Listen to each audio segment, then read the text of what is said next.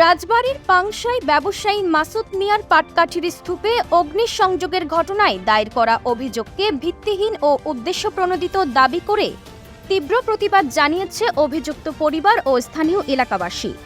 শনিবার ১৩ ডিসেম্বর বিকেলে কলিমহর ইউনিয়নের ফলিমারা ও ভাগবিষ্ণুপুর এলাকার বাসিন্দারা অভিযুক্ত রাকিবুল আলম রকির পরিবারের সঙ্গে একত্রিত হয়ে প্রতিবাদ জানিয়েছেন।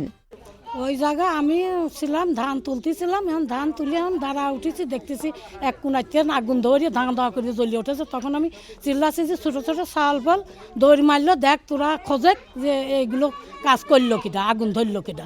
সিয়াম বা রকি ওরা ওদিক যায় নাই, ওরা সব মিথ্যে কথা। বুধবারের দিন যে আমার এই ছেলের নাম দিয়ে যে মিথ্যে দুর্নাম দিয়ে আমার ছেলের যে হয়রানিটা করেছে মাসুদ, এটা সবই ওর হলো ঘটনা। আর এই ছেলে বুধবারের দিন ওই টাইমই আমার সাড়ে তিনটের ভিতরে ছেলে আমার কাছে। রকি ছেলেটা ভালো, সে কোনো নেশায় নাই, সে কোনো বিড়ি খায় না, মদ খায় না, গাঁজা খায় না। সে একটা ছাত্র মানুষ। সে যে সময় এই ঘটনা ঘটে সে তখন সে স্কুলে পরীক্ষা দিতে যায়। পরীক্ষা দিয়ে আসে 2টির সময় সে বাড়ি আসে।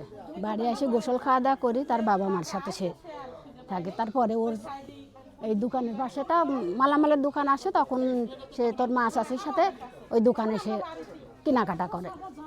তারপরে এখন আমরা সন্ধ্যার সময় শুনলাম যে ওই প্রজেক্টে নাকি পাটকাঠিতে আগুন দেওয়া হয়েছে। তখন আমরা শোনাশুনির পরে এখন রাত তখন 8টা বাজে।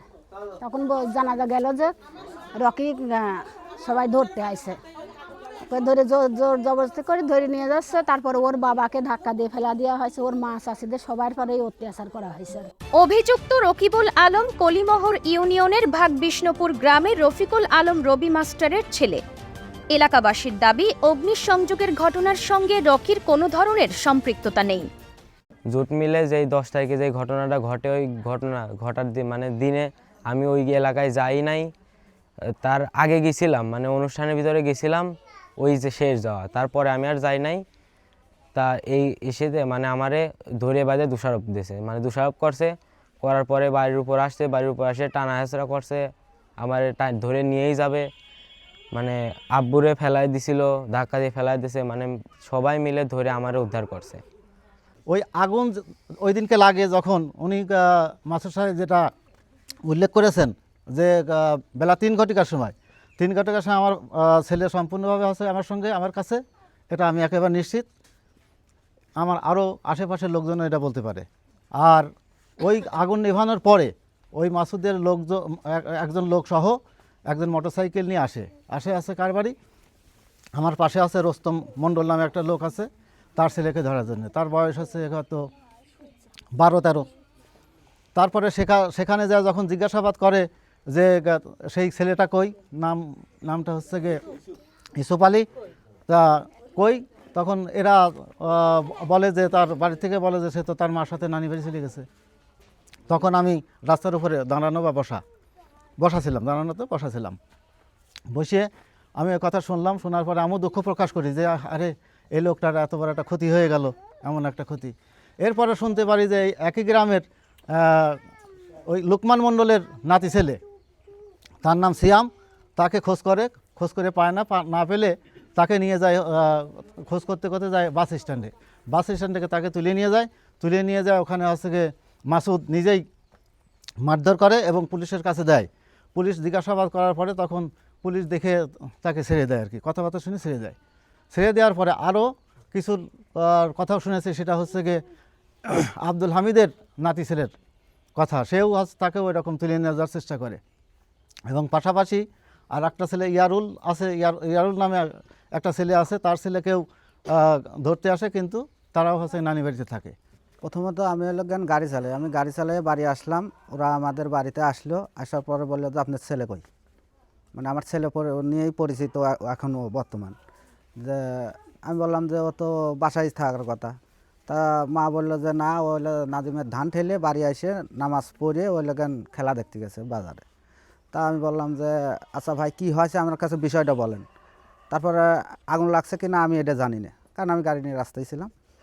তা উনি বললো যে এইভাবে আগুন লাগছে।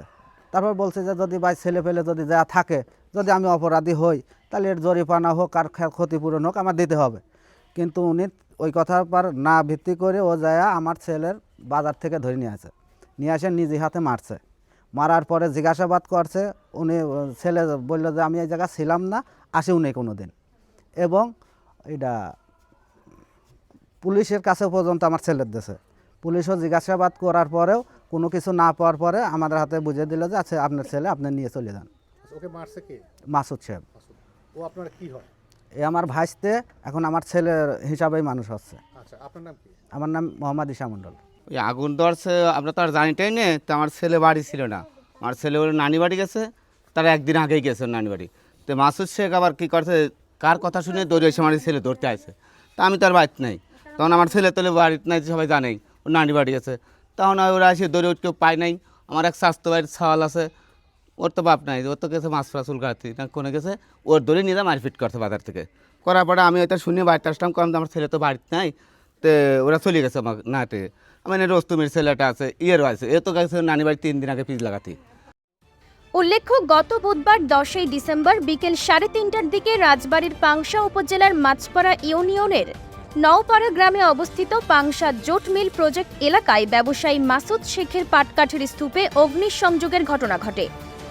এই ঘটনায় ব্যবসায়ী মাসুদ শেখ পাংশা মডেল থানায় একটি লিখিত অভিযোগ দায়ের করেছেন। অভিযোগে কলিমোহর ইউনিয়নের ফলিমারা গ্রামের রবি মাস্টারের ছেলে রকি সহ আরও 2 জনকে অভিযুক্ত করা হয়েছে।